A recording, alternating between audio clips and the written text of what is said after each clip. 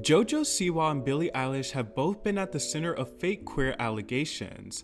Jojo Siwa and Billie Eilish are night and day as performers and artists, but the controversy that surrounds them is one that's common and has seemed to really grow in cultural significance over the last few years.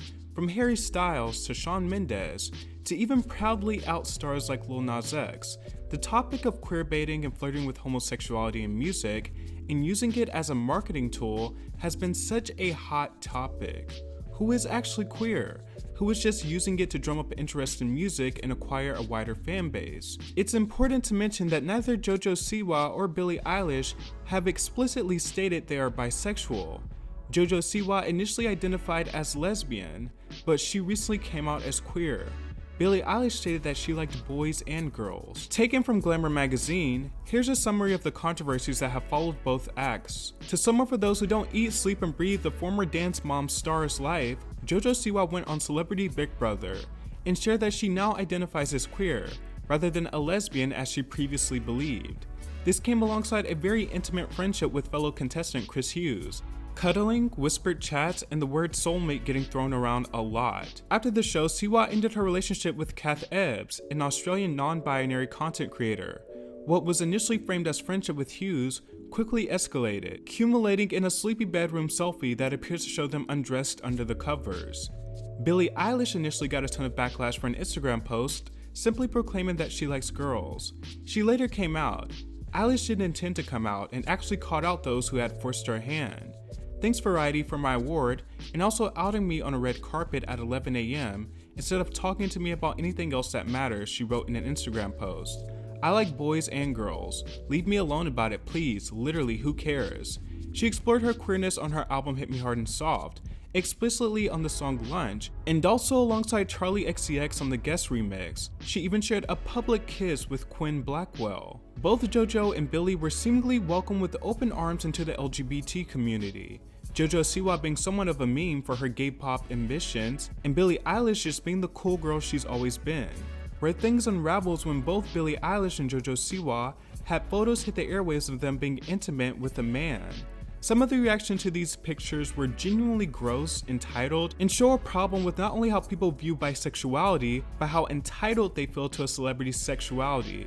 Some people even claiming that they're done defending the girls, as if their attraction is some grave sin that needs defending, or better yet, should even have a response worth defending. Neither Billie Eilish or Jojo Siwa queerbaited anyone. Billie Eilish, for one, openly stated that she was into boys and girls, when it was something she clearly wasn't eager to share at first.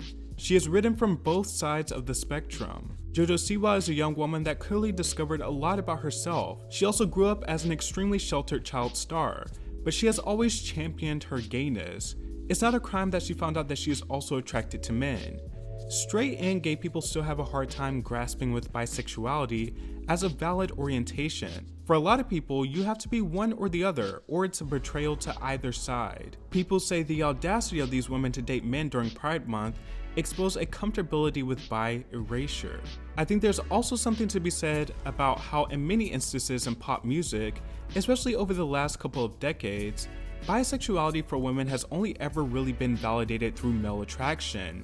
It's been treated as this secret, this forbidden cool currency, and something men desire, cause what's better than one hot woman? Two. From songs and videos like All the Things She Said by Tattoo to I Kissed a Girl by Katy Perry, where Katy has lines like, "You're my experimental game and I hope my boyfriend don't mind it," to Cool for the Summer by Demi Lovato, where she famously says, "Don't tell your mother." Even in the song Girls with Rita Ora, Charli XCX, Cardi B, and BB Rexa, which have bi and straight women featured on the track, there is the male gaze. And last night, yeah, we got with the dude. I saw him, he was looking at you. Before they go into a chorus about how they want to kiss girls sometimes. These songs are certainly a sign of their times and should be celebrated to a certain extent. I mean, they were able to get something positive about gayness on radio at a time where it wasn't so socially acceptable, particularly the Katy and Tattoo songs. And all the songs extended a voice for young LGBT people who may not have had a lot of representation in the media. Still, they all operate under this same sex attraction for the male gaze, or a cool secret scenario. I think these type of songs have also had their fair share of how people interact with female performers who lean towards being on the spectrum in their sexuality, and even male performers as well. This idea that sexuality, whether confirmed or in speculation, is almost purely for a marketing gimmick. The sexuality really isn't humanized beyond its attraction to males. Luckily, there's been a ton of progress made on that front. From Chaperone to Billie herself, there's been a rise of LGBT pop that doesn't cater to heteronormativity and just outright owns their gayness. But it also speaks to society's problem with sexuality on a spectrum, or bisexuality in general. It's often discussed as if it's a trendy fashion statement, and sure, people have been guilty in that aspect of things. But at the end of the day, people do not have the right to demand that you conform to the idea of what they think your sexuality should look like.